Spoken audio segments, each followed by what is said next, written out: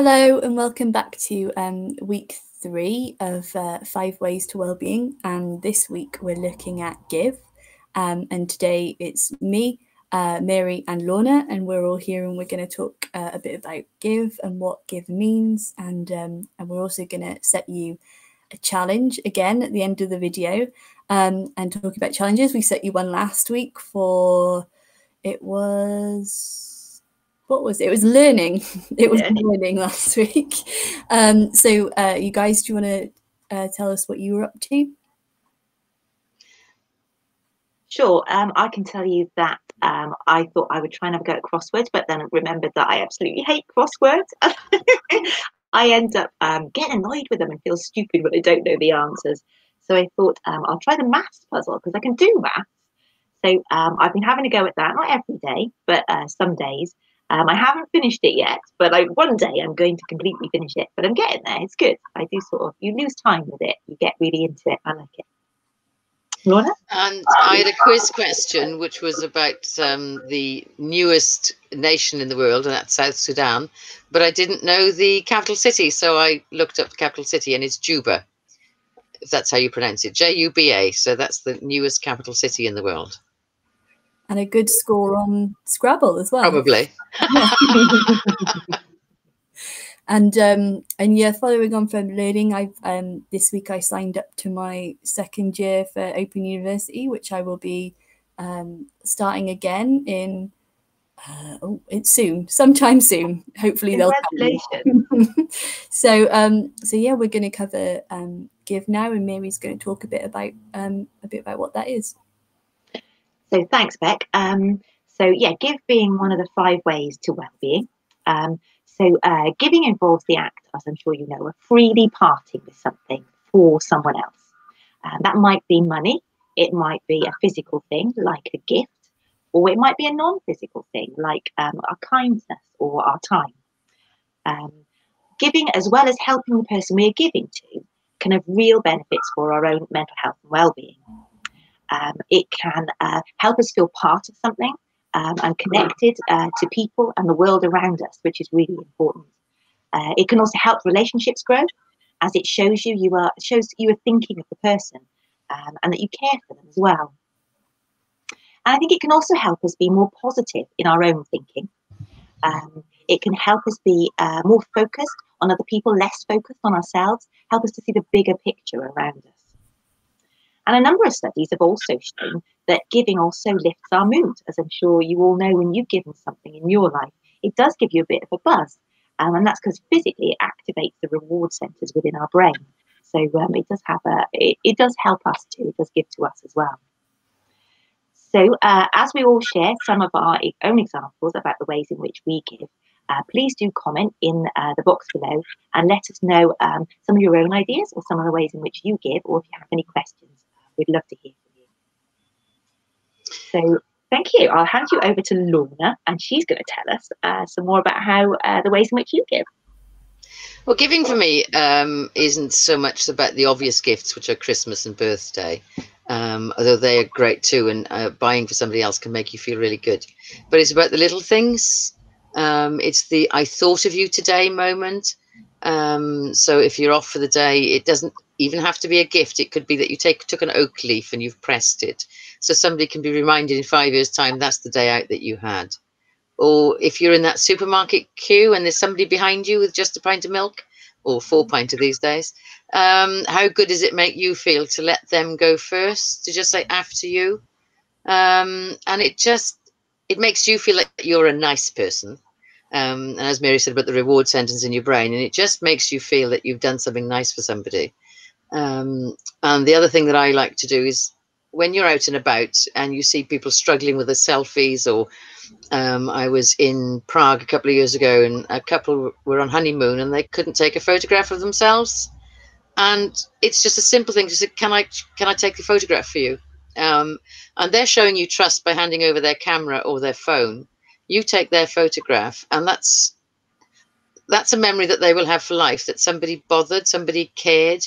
You know, you see that family where there's always one person that's not in the photograph because they're having to take it. Well, it doesn't take long. What is it, 2-3 minutes? But one thing I always ask people after I do something like that is to say, can you pay it forward? Just so that they then think that when they see somebody, just to do that, or push a trolley for somebody that needs a little bit of help. It's just those little things, and it makes them feel good. It makes you feel good. And that's it, really. And the last thing, I think, which we all underestimate, is the power of a smile. So when you're in the supermarket or you're walking down the street or you see somebody, just smile, and they will definitely smile back. And a smile is infectious, and it just makes everybody, it brightens everybody's day. So for me, it's not about the cost, it's about the little things and thinking about people. So yeah, try it, it works. And I think, as well as, like you said, the give with giving, there's the obvious monetary gifts and big things like that. But one of the nicest things you can sort of do is something that you've made or something that you've created. I guess it's kind of dependent on your skill. So one of the things I always do for Christmas is I always make food. I always make food for people, and that's what I give to people as presents. But I just wanted to show something that a friend gave to me, and it connects really well with last week and learning, because her and I learnt to embroider together. And after we'd done that, she made me this little embroidered patch. I don't know. Oh, that's lovely. It is, yes. With a little sloth there at the end.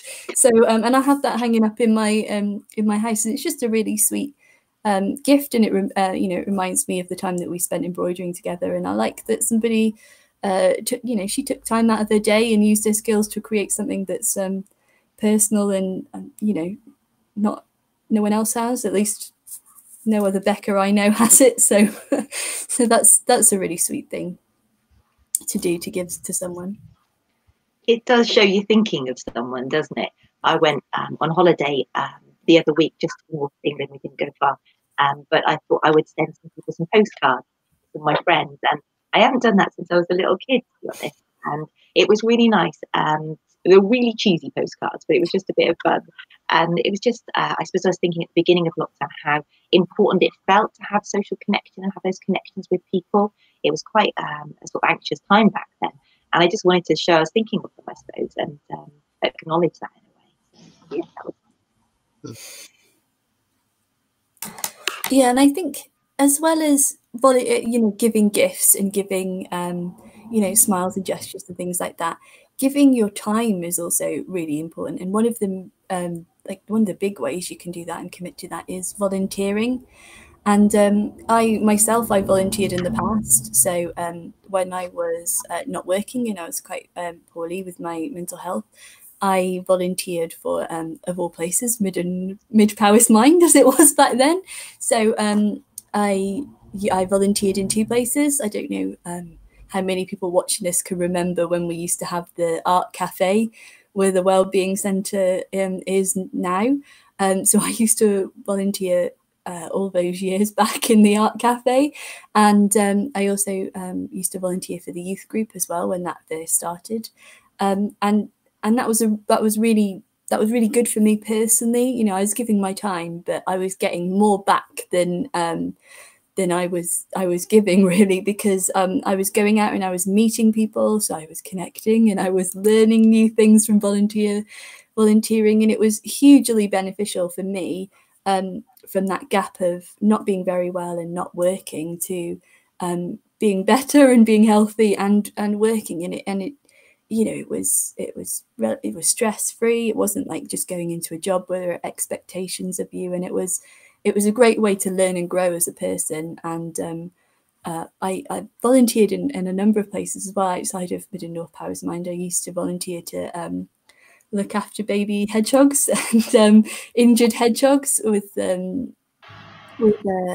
rescue centre, which was really sweet. I used to get to feed baby hedgehog syringes of not very appetizing food for humans, but they loved it. So it was that syringe feeding tiny little baby hedgehogs before they used to get their spikes when you could touch them without injuring yourself. So I had enormous fun, and just it's a huge part of my life, volunteering, and it was immensely beneficial to me as well. Eventually getting a job through that. So yeah.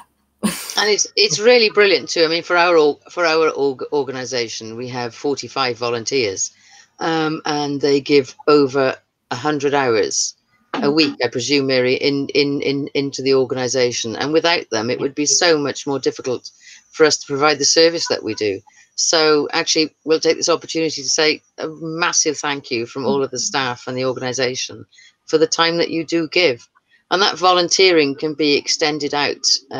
One thing that we learned during the peer support project was that clubs, societies, people are crying out for people who will volunteer to do anything. Set up that Facebook page, or be a bit more stressful, but a treasurer. But if you have those skills, there are so many places out there who are just crying out for volunteers. And you may think they don't need you, but they do. We all need volunteers. It's something that makes our country go round. Always has done. Always will do. Absolutely. So if you're thinking about volunteering, I think it's definitely worth mentioning the PAVO website. I think Beck's got some information she can show you now, and their contact details, which is handy. So PAVO website has some great information on there about your local volunteer bureaus, local offices throughout Powys, in various towns, that have the latest information on all the different opportunities that there are that you can volunteer in. So if you're not quite sure what it is you're after, they know what's out there near to you. There's also online now as well, which is increasingly important with lots of distances. And there's also a link on there to the Volunteering Wales website. So that's a really good one as well. It's got like a search option within there, and of course latest opportunities as well. So as you can just have a play around and think about and explore what opportunity might suit you best. Are we on to the challenge? Is it time for the challenge? Well, first of all, before we do the challenge, Lorna, if it's all right with you, I would like just to, thinking about it, talk about volunteering a little further, and mention, because myself and Beck, I think, did, as part of the COVID response, we volunteered, joined our local voluntary group to support people on our estate that lived locally.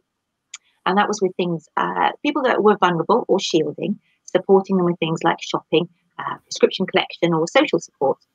And I think quite a lot of people in Landlord have done this. It was amazing thing. I think so many people signed up to the scheme. It was beautiful and really powerful, I think, that how many people came forward. I didn't do a huge amount myself, but I did get to know some of my neighbours a lot better and feel more connected. I do wave to some of them now as I'm walking the dog around the block, which is lovely. And for me, one of the special moments was we all met, socially distancing, of course, outside to sing happy birthday to one of our neighbours, which was lovely. It was so nice. That did sort of bring a tear to my eye. That was really, really special time back then. Yeah, I know you did the same as well, Beck. Yeah, just to reiterate that, really, you know, I've been where I live for a few years, but I didn't know all my neighbours, and I hadn't had the opportunity to meet them. So picking up prescriptions and just seeing if they needed any food and stuff like that, collecting at the start, was a really great way to meet people if you don't know how to initiate those conversations. So I met lots of my neighbours that I'd seen in passing but hadn't spoken to.